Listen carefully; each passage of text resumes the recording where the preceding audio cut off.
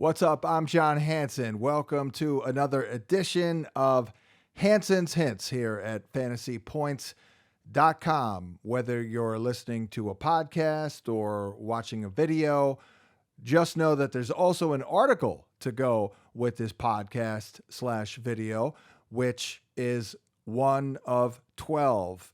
And to get into why I'm doing these, every year I do the draft plan article on the website. The best ball draft plan version of it is already up there at fantasypoints.com.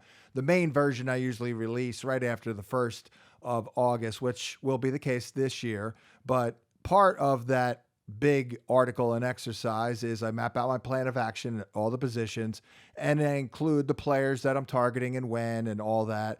I narrow down the top 300 players on the board ADP wise to my favorite 70 targets. Pretty exclusive company there. But I also mock draft, basically put the draft plan in action and mock draft from a variety of spots, and go through that process and map it out for people who read the article. Well, this year I thought it would be cool to do like a podcast/video, and write an article on all 12 positions and use the fantasy points generator as well to kind of go through it. So if you have the number 2 pick in your draft, do not fear, because I have been studying the ADP. I've gone through a variety of scenarios. I have tested it with the fantasy points generator software, which of course is specifically built for maximum efficiency. Basically,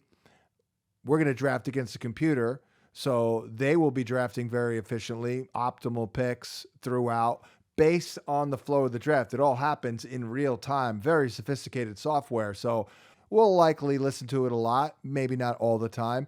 The goal, though, at the end of the mock draft that we're going to do right now out of the 2-hole, the goal would be to have the most projected points in the league, basically to beat the computer. So without any further ado, and of course, check out any of the other positions if you missed it. I do have different types of insight, whether I'm talking about drafting out of the 1-hole, the 2-hole, compare that to the 10 or 11-hole, which I haven't recorded those videos yet as I'm recording this one. But without any further ado, let's go to the screenshot video. And for those listening in podcast form, I'll try and keep it as painless as possible for those without the visual on the computer screen there. But let's go to the fantasy points generator and see how gurific we can be out of the number 2 hole.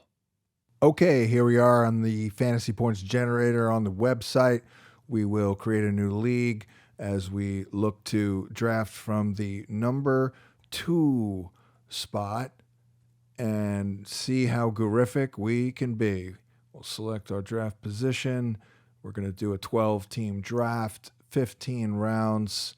We do not care about kickers or defenses. We're just setting up the software right now for those listening in podcast form to get rolling here in mock draft against the computer out of the number 2 hole. It's just going to help us make all our decisions and maximize our draft. It's got all the algorithms. I've got algorithms myself, though. We shall see exactly what happens when we go from the 2 hole and we're underway here. If you're watching the screen, we'll go somewhat quickly. We're obviously going to take Jamar Chase.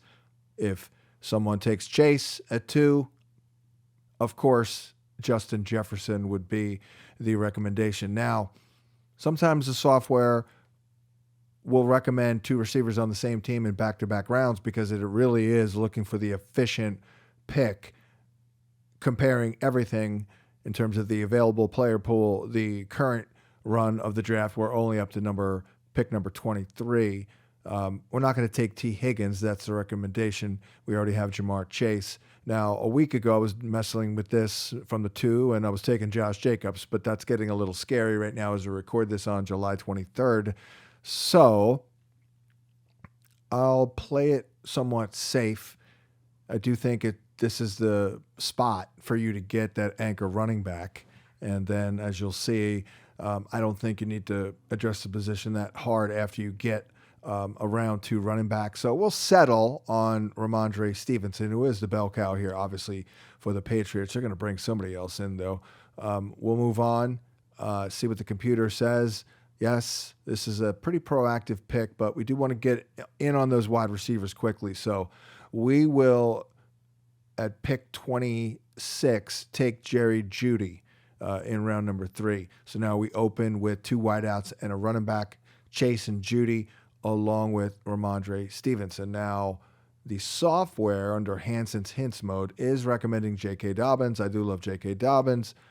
Without checking off Hansen's hints mode, just looking at the straight up analytics of the numbers, it's recommending T.J. Hawkinson. So differing opinions there. It is a little somewhat randomized. So the ADP, the draft board, is not always the same. That's by design. Now, if you notice watching the screen, the first player queued up is actually Joe Burrow. And I've gone through this a couple of times, and I have come to believe, as of right now, things will change just a little bit with the ADP, that the pick is Joe Burrow, and especially because you have Jamar Chase. So now we've got a beautiful hookup. If that thing hits like I think it's going to hit, boy, that is really, really good stuff. Okay, so now we're once again recommending J.K. Dobbins, which is fine. I do like Dobbins quite a bit. We're at pick 50. His ADP is, let's call it 57. So it's a little early. We do know we have Rachaad White in our back pocket, and I cannot quit the player I'm going to take. We want to load up, get some really good receivers here this year in 2023. I'm going to go Brandon Ayuk here. So I'm going to open this draft 12-teamer out of the number 2 hole with 3 wideouts, 1 running back, and my stud quarterback. Not too shabby. Let's move on and see what we see here. Well, the recommendation is Rachaad White, which is understandable, but let's take a look at the advanced analytics real quick. If we waited a pick, we could still get Rachaad. See, this is the power. If you're watching the video, this is the power of this advanced analytics tab, because it basically helps us predict who's going to be there if we pass on a running back in this round. What's our next best running back likely? So it really helps.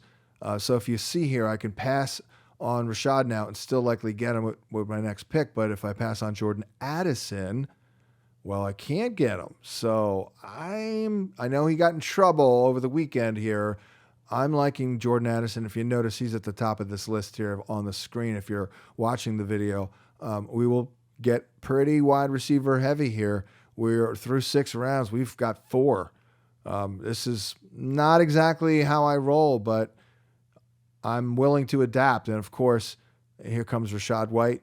We are a little light at running back now through round 7 with Rachaad as our RB2. So we continue and we move along, see what the software is going to recommend. Boy, it really does love Brian Robinson. He is boring. Let's take a look. Now, if we waited a pick, we could still get him. Our guy Sky Moore is there. We could get greedy with him. So we're good no matter what we do here. I mean, it's just a question of which player do we take. I will, let's see, I already did this. I'll cheat a little bit here. Yeah. I am going to go tight end is what I'm going to do because that is my number 1 starting position of need. We're going to check in because we know we can get all these other guys. Oh, wait a second. That's a little early. That's what we did. Actually, no. What did we just do here? I'm cheating again. Yeah, okay. We are going to go tight end. Based on, that's a previous draft I did, full disclosure. So I am prepared. I've already gone through this exercise off camera, if you will. All right. So in that last one, we did go with the tight end, as I thought. So we are going to go with David Njoku. I'm not buying it with Evan Ingram. I see he's available. That's a possibility, but I am feeling a David Njoku breakout this year. I don't yet think we've seen his breakout season. So it's a little bit of a proactive pick here, but we'll see how the software likes it after it adds up all the projected points of all these teams. I'm drafting, of course, against the software. And there's another Brian Robinson reference. But I really can't pass on my guy Sky Moore right here. So we'll go with Sky Moore in round number 9. So we are good at wide receiver. And now we're going to, of course, add to our running back depth. Here's a sneaky one here. I mean, Jerick McKinnon. I know they will likely add someone else, but I think he's a very useful third back. So we'll bring him into the fold. And we move on. We could go, let's see what it, I got this. You know what? I did screw that up, actually. Let me undo my last pick because I made a different pick because McKinnon, see, I didn't look at the advanced analytics, but luckily I can go back. There it is. See, look at that. We just backed out of that pick. So we are going to mock to our next pick in round 10, and we're on the clock. It is recommending McKinnon, but you see, if I waited a pick, I can still get McKinnon. So we are going to go off the board just a little bit, I believe. And there was a running back that I really liked. I thought was pretty damn intriguing here. And ironically, his ADP is 119. Khalil Herbert. Very sneaky pick in round 10. I mean, the guy could easily produce as an RB2. I mean, I have actually went back and I looked because I think the Bears are going to lose a lot of games. Their win total is like the 6th lowest in the league at like 6.5. I looked at his numbers when they were playing from behind, and they were pretty good. He was like top third of the league in a sample size that I drew. So I thought that was a good sign for Khalil Herbert. We'll see what Roshan Johnson could do, the rookie, and Deontay Foreman. He's a game script dependent guy. Not going to be used likely in the passing attack. We'll also see what Travis Homer has to say about a role in the backfield. But I like that pick right there at 119 overall, especially for a team that really didn't hit running back that hard. I got Ramondre, Rashad, Khalil Herbert, and now I'm going to hit running back again, by the way, with Jerick McKinnon. There it is in round number 11. So I'm liking the team. We're balanced as usual. We certainly addressed wide receiver, which is necessary this year. Software right now, as we're trying to make our pick in round 12, is recommending Kenny Pickett. But as you see, if I waited a pick, Kenny Pickett's still there. If I waited 2 picks, Kenny Pickett's still there. So why take him? It is time now, I believe, to get... We don't have the greatest tight end, so I'm thinking that we should secure one of the few tight end 1 types still on the board, and that would be Cole Kmet. We'll bring him into the fold. I mean, after all, the guy was the tight end 8 last year. I know because I had him at tight end 8. Looked like one of the worst calls I ever had in my life after week 3, and then boom, he scored 7 touchdowns. We could go Kenny Pickett here again, but you see if we waited a pick, he'd still be available. I'm not even sure what I did here. Probably went with a little bit of a somewhat boring guy, but probably a little less volatile than Rashid Shaheed, who I do like Rashid Shaheed here as an option. But I'm going to go Alec Pierce, who I definitely like in round 13. And moving on to just 2 more picks here. We can, in fact, now get our guy Ken Pickett. We do want to get that solid QB2 in case, God forbid, Burrow goes down. I'd love me some Kenny Pickett, of course. And then we'll close with a very interesting pick. And this didn't come up when I tested this out a few days ago because I guess there was somebody's stats that were affected that maybe moved down. But how about a little Chase Brown as an RB5? And so there is the squad. We will sort here by position. We've got a little starting lineup of Joe Burrow, Ramondre Stevenson, and Rachaad White. Jamar Chase, Jerry Jeudy, Brandon Ayuk. Very gurific. Our starting tight end is David Njoku. Of course, we do have 2 flexes, so we got some sexy options here at receiver. Jordan Addison and Sky Moore. Very gurific. Little Khalil Herbert as an undervalued guy, maybe a sleeper. Jerick McKinnon. A solid bench tight end in Cole Kmet. A solid another solid receiver. That would be our 6th in Alec Pierce. Very good QB2 in Kenny Pickett.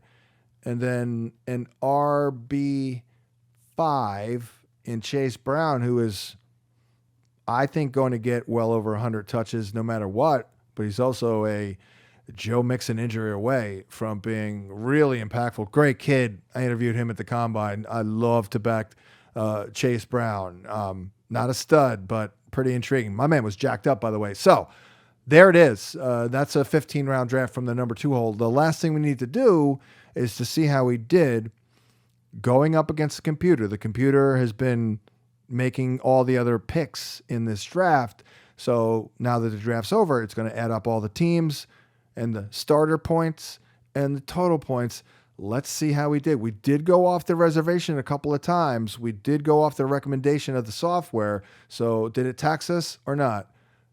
Boom, it did not. As you see with the highlighted team here on the screen, if you're watching the video, we came out with 2,089 fantasy points, number 1 ranked starter group. And then our total points were 2,164, also ranking number 1. That is what looks like the plan of attack, or one viable plan of attack. You don't have to take Joe Burrow in round number 4. I did, based on the way the flow of this draft. I think it worked out pretty well. Notice that I never like to take a tight end and a quarterback relatively early. So I held off a little on tight end, and that really helped secure very good depth at receiver with Judy, with Chase, Judy, Ayuk, then Addison, then my guy Sky Moore. Very, very good. And once again, a running back, Rachaad White, is a big key because you can get this guy in round number 7, and that's fantastic value for a guy that we are projecting to. I mean, he really should be a top 20 guy. I forgot off the top of my head where we have him, but we're way over the markets. This is, I believe, a very, very gurific team. So there it is, drafting out of the new number 2 hole. We'll be back with future podcasts for all 12 draft slots here. So thanks for listening to Hansen's Hints at fantasypoints.com, or checking out the video. Make sure you like and subscribe that puppy, and check out Fantasy Points data, of course, data.fantasypoints.com. We'll talk to you next time.